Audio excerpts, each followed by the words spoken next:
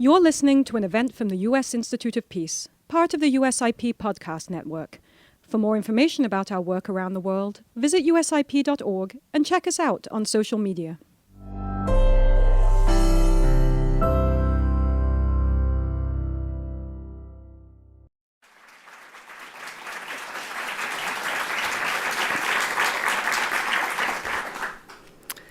Whoa, okay. I am Kristen Embry from Decatur, Georgia, and I am a world history teacher. Part of the reason I applied to be a peace teacher is because my work teaching world history to students, I often talk about war, ethnic conflict, and genocide. The work is heavy and challenging, and being a peace teacher provided a different lens that was solution-oriented and different. And my students, welcomed the opportunity to hear about something that gave them some hope. Part of this work includes studying influential change makers, and a great example of that is Senator Warnock. Senator Warnock was elected to the Senate in 2021 and represents the state of Georgia. Prior to being elected, he served as a senior pastor for over 16 years at the historic Ebenezer Baptist Church in Atlanta, Georgia, where the great Martin Luther King is once ministered. Senator Warnock has devoted his life to fighting for justice and equality at the community, state, and national level in our country and abroad. His commitment to advocating for the rights of the marginalized and vulnerable echoes in the legacies of Martin Luther King and President Nelson Mandela. Growing up in Atlanta, I was inspired by the work of Dr. King and Ebenezer Baptist Church. Their outreach loomed large throughout many areas in my life. This work is represented in the world of peace building, and it's an honor to be here and introduce Senator Reverend Raphael Warnock from the great state of Georgia.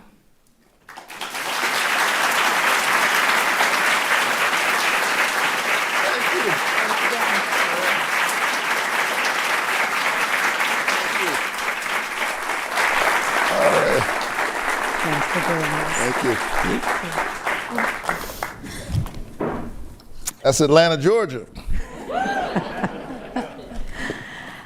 With your permission, Mr. Senator, we hope to spend the next half hour, 45 minutes, as much time as you'll give us, talking about the legacy of Nelson Mandela and the implications of this legacy for the work that peace builders do. We'd like to start by looking at the relationship between activism and governing. Before he was a political prisoner and later a statesman and Nobel Prize winner, Nelson Mandela was the leader of a political movement, the African National Congress, that at one point embraced violence in its struggle to end apartheid in South Africa. Mandela himself was the head of its military wing, a wing that conducted bombings, sabotage, other acts of violence.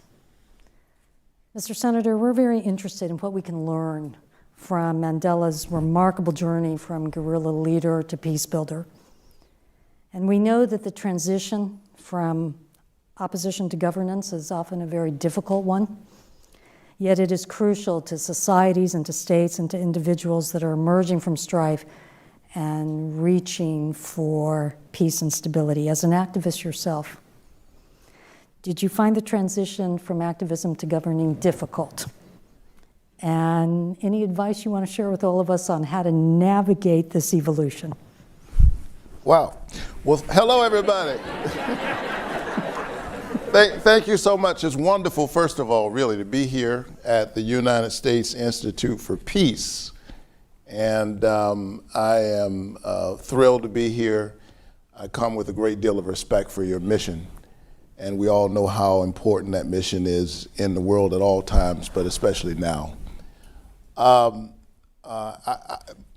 Mandela is one of my heroes. And I regret that I never got the chance to meet him personally. But I went to South Africa shortly after I actually came to the Ebenezer Baptist Church. I've been the senior pastor of Ebenezer Church now since 2005.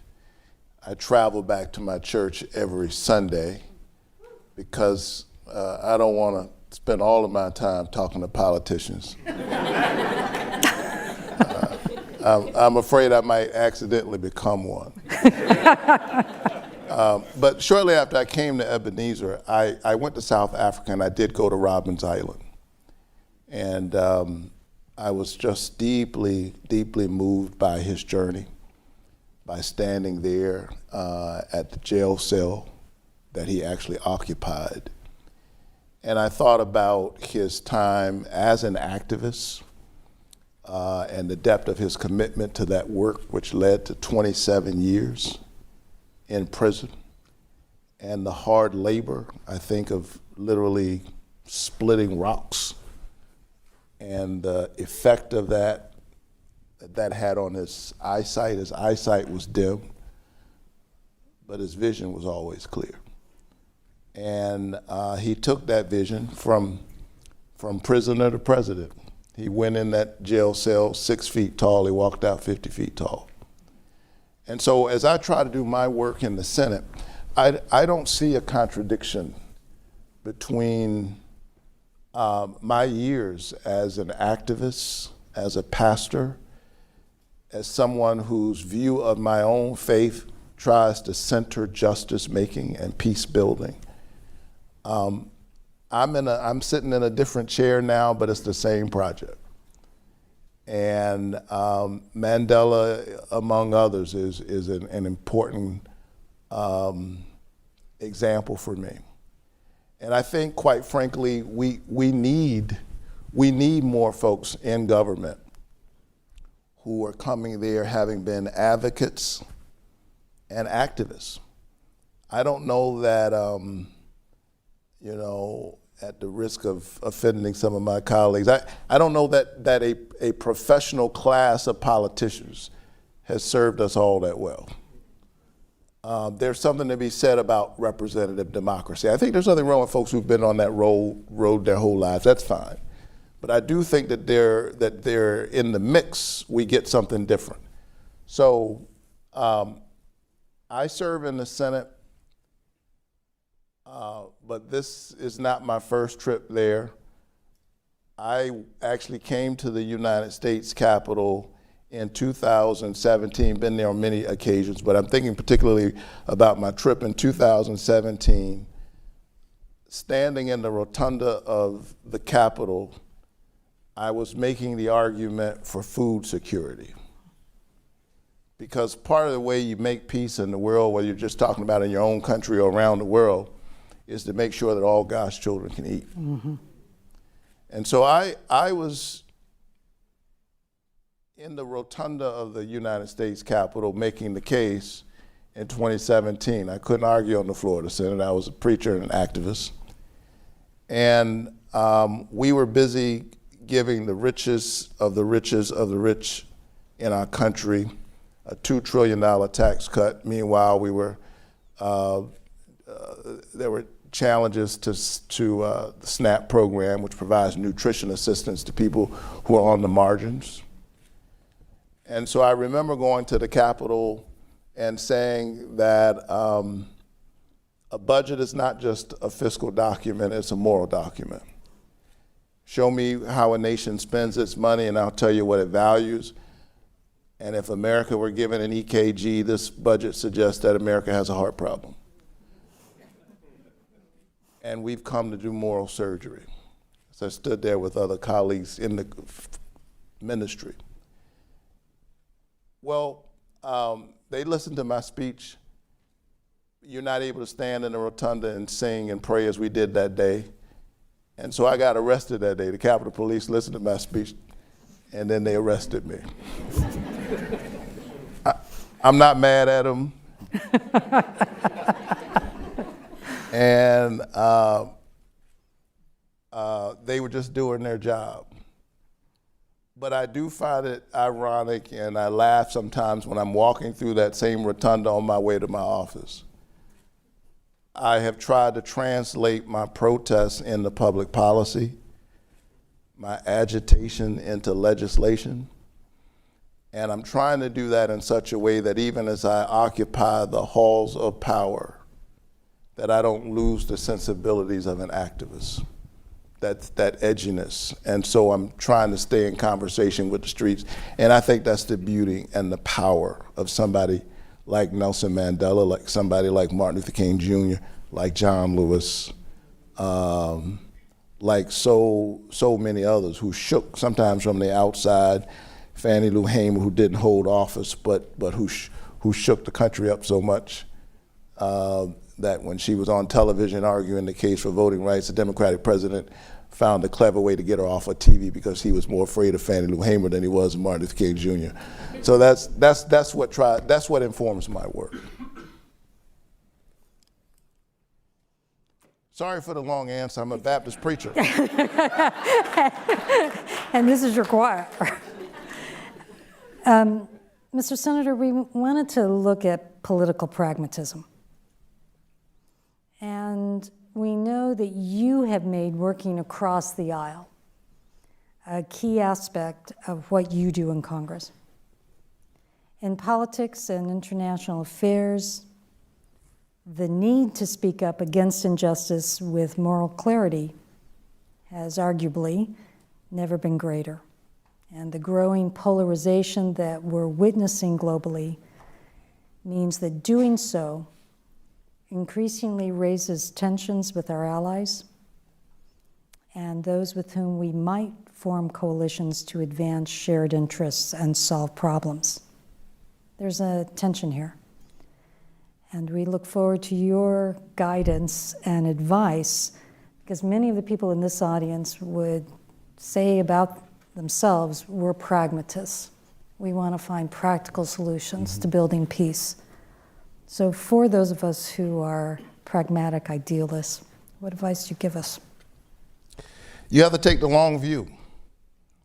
And, change is slow. It is difficult. Anybody who's really in the fight and is not just an armchair philosopher about change knows that it's how difficult it is. It comes in fits and starts. You look at our own democracy, there are moments in the history of the American democracy when the democracy expands. We've got these ideals, but we've struggled to live up to them. We hold these truths to be self-evident. Jefferson said that all men are created equal, that they're endowed by their Creator with certain inalienable rights, among them life, liberty, and the pursuit of happiness. When he said all men, apparently he meant men. When he said all, didn't mean all. But the history of our country is a history of people who are on the underside of that, pushing us closer towards our ideals. And so I like the fact that here in this city, there's the Jefferson Monument, which I love to visit, but I also love that on the other side of the tidal basin stands a black man named Martin Luther King Jr., who's standing there looking at Jefferson with his arms folded. As if to say, did you really mean what you said when you said what you said? And so that's the history of America, women standing up for their suffrage, members of the LGBTQ plus community saying our dignity also deserves to be honored. So in that fight, in the push towards common sense solutions, in the real world, whether it's geopolitical or local, you've got to find ways to reach across the aisle, to talk regularly to people with whom you don't agree, and that's something that I try to do all the time.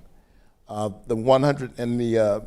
went to Congress in 21, and out of 100 senators, it was easy for me to remember my number in seniority. I was 100 out of 100. But I was listed as the 18th most bipartisan senator in the Senate. And I'm proud of that because I was up for re-election, so that means Republicans knew I was up for re-election, but I was able to get enough of them to work with me to get the 100th most senior senator in the Senate to be the 18th most bipartisan senator in the Senate. So here's why I know we can, the world is difficult, conflicts are serious. Here's how I know we can have peace. I did an amendment with Ted Cruz. That means we can get world peace now.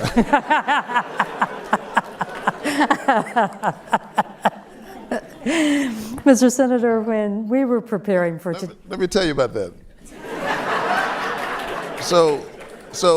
So Ted Cruz and I are both on the Commerce Committee. And most of the time when he's talking, I'm sitting there thinking, really, is this why you came here? But one day he wanted to get something done that I also wanted to get done. And we couldn't get it done in committee, so we had to take it to the floor of the Senate the night we passed the bipartisan infrastructure bill. And Ted Cruz stood up to argue about why he thought we should do this thing. We each had 3 minutes to make our argument, and he made his argument about why we should pass this amendment, the Warnock-Cruz amendment. And then I stood up on my side of the aisle, and I heard myself say things that I'd never imagined hearing myself say. Mr. President, I'd like to associate myself with the views of the senator from Texas. And most of our colleagues laughed like they were in disbelief. But I think they said, well, if he's for it and he's for it, we better pass this thing. They passed it unanimously. I don't know that most of them even knew what was in it, but they said, if he's for it, we'll pass it. So they passed it. And on Twitter, we all live in these silos. Which team are you on? Folks on, who see the world the way I do are wondering, what is this you've done with Ted Cruz? And people on his side of Twitter world were asking, what are you doing? And it was very simple. There's a road that runs through Texas, I-14. It's only about 25 miles long. He wants to see that road built. That same road that runs through Texas also runs through Georgia. And so I also wanted to see that road built out, and so we came together to get that done.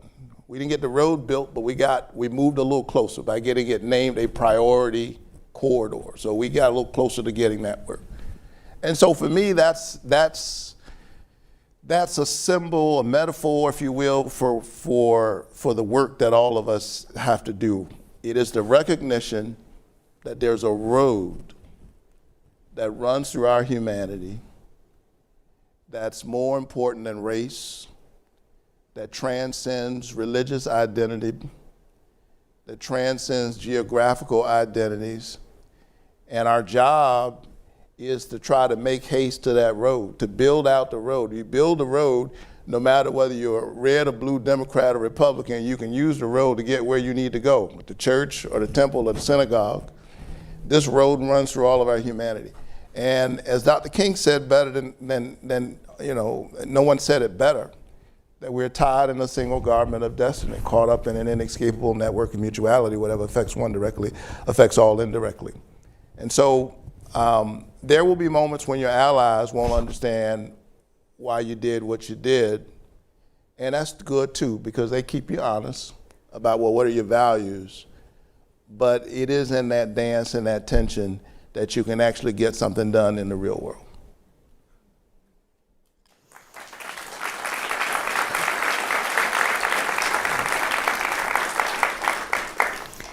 Mr. Senator, we took a lot of time to prepare for your fireside chat with us, and we had colleagues from all over the Institute that wanted to ask you questions, and one of the ones that came up the most was about nonviolence. And we looked at what Nelson Mandela thought about this, having been the head of a military wing, then eschewing violence, and becoming the world's most famous peacemaker. So Nelson Mandela once said of Gandhi, we discovered, He said his philosophy contributed in no small measure to bringing about the peaceful transformation in South Africa and in healing the destructive human divisions, the ones you've just been describing, that have been spawned by the abhorrence practice of apartheid. And Nelson Mandela went on to say, in a world that's driven by violence and strife, Gandhi's message of peace and nonviolence holds the key to human survival in the 21st century. From your experience and your perspective, what role does nonviolent struggle for justice create in building peace? Well, Dr. King said that the choice now is not between nonviolence and violence. He said in 1960 that the choice is between nonviolence and non-existence. It's the recognition that in a nuclear world, nuclear age, with all the other attending dangers, that nonviolence is not only a moral choice, it's a very practical choice. That we all have a stake in trying to set the table for peace. I also think that the commitment to nonviolence is the rejection of a kind of fear-based logic that drives too much of how we work in the world. And I think the fear-based logic is what has all of these, it creates all of these conflicts all over the world. I think it's what's happening in our country right now. And I think in those moments, there are always demagogues who are trying to stir up that fear. And part of what they do is they dehumanize the other. There's a certain kind of language that starts getting used when human beings are getting ready to prosecute the unthinkable against other human beings. They got to make them appear to be something other than human. And so listen, no matter who the actors and who the talkers are, listen to the talk and hear the words between the words, because I think there's a way in which we have to convince ourselves to be inhumane to other human beings. And so I'm deeply committed to the principles of nonviolence. And that I do with a tough mind and a tender heart. The world is dangerous.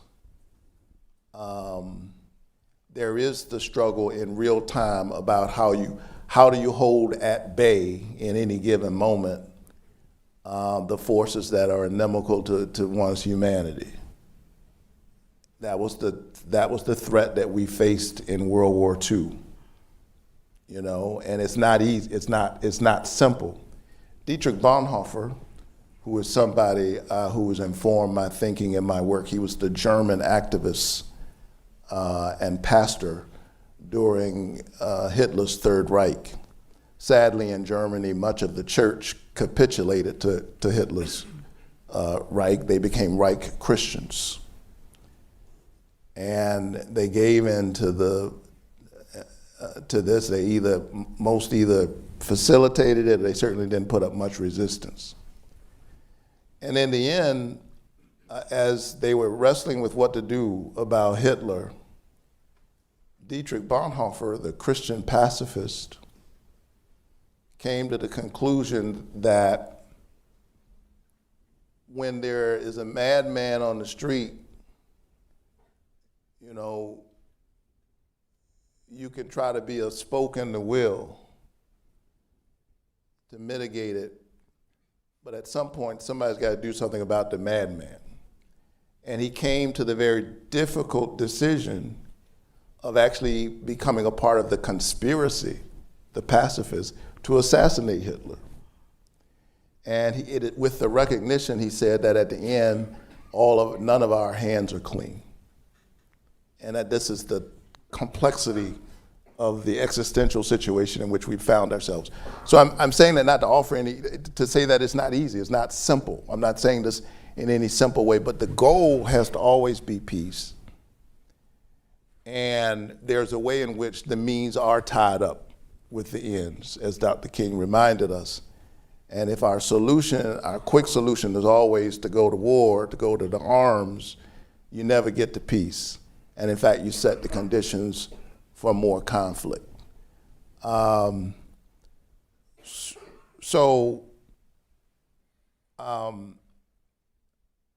last thing I'll say on this point is that in the end, here is what we all have in common. People who have totally different worldviews, I think. This is not the senator talking or the pastor. It's the sappy dad of a 7-year-old darling little girl and a son who's almost 5. Maybe I'm so sappy because I was almost 50 when they were born. Here's what I do believe. I think that at the end of the day, all of us love our children. And we love our grandchildren. That's as universally true as almost anything. We all love our children. And I think in this moment when we're dealing with these conflicts in Ukraine, in Israel and Gaza, and lots of other conflicts all over the world, my prayer is this: I wish we could just see each other's children. Like literally, really see each other's children and look into the eyes of other people's children and see our own. That won't solve the world's problems, but I think that's the starting point through which we ought to engage questions around very complicated public policy. What do we want for our children?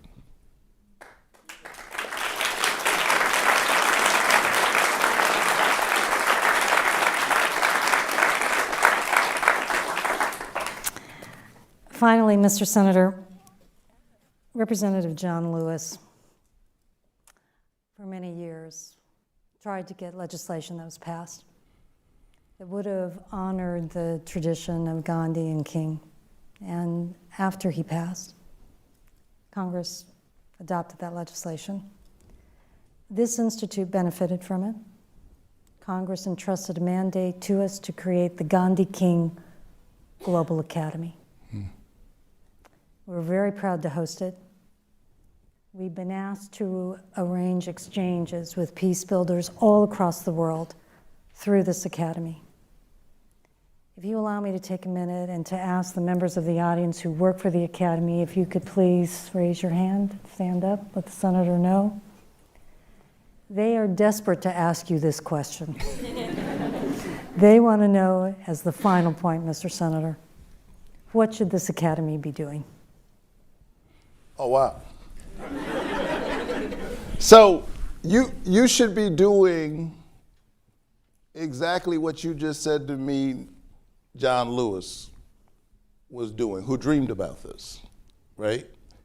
And finally, posthumously, you got the funding to do that. Is that correct?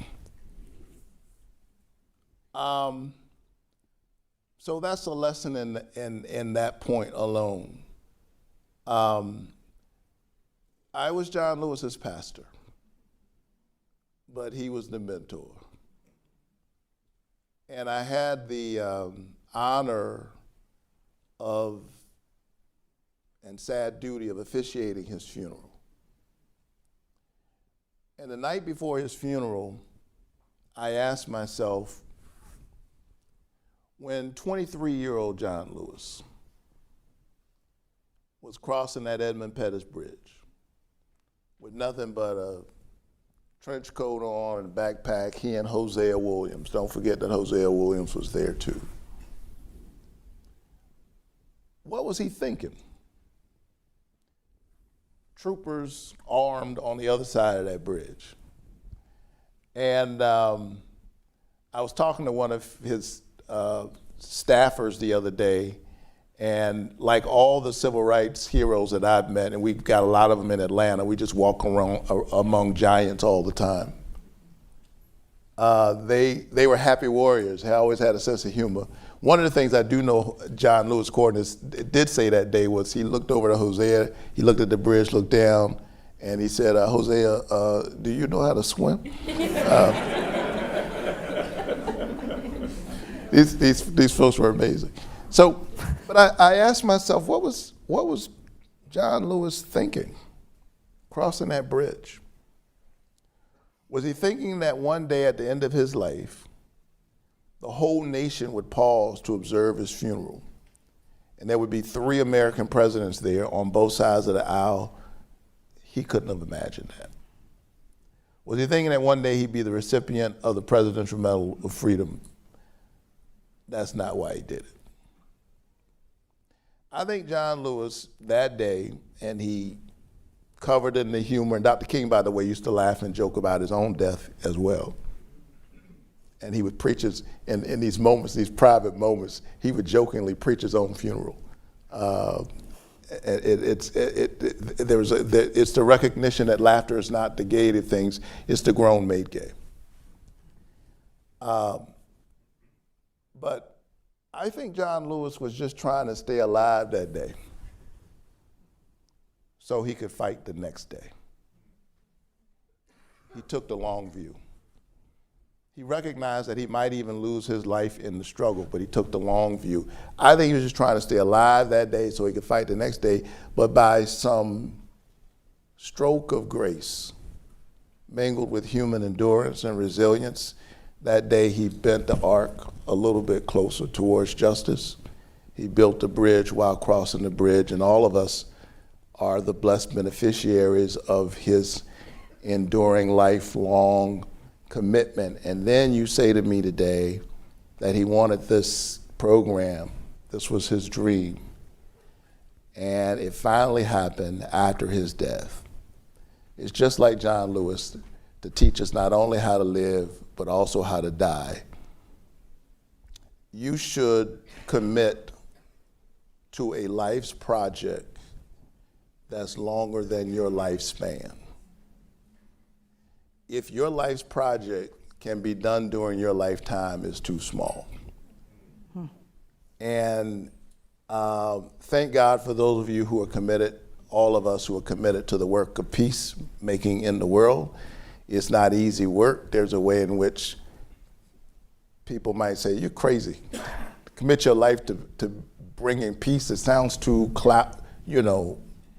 ethereal and mystical. But it's the future of our children that's at stake. And I hope that you will continue to dream big and dream of a world and a reality that will take more than your lifetime to complete. And that knowing that brick by brick by brick, we build what Dr. King called the world house, the beloved community, and all of us are blessed to be on the journey. So thank you so very much.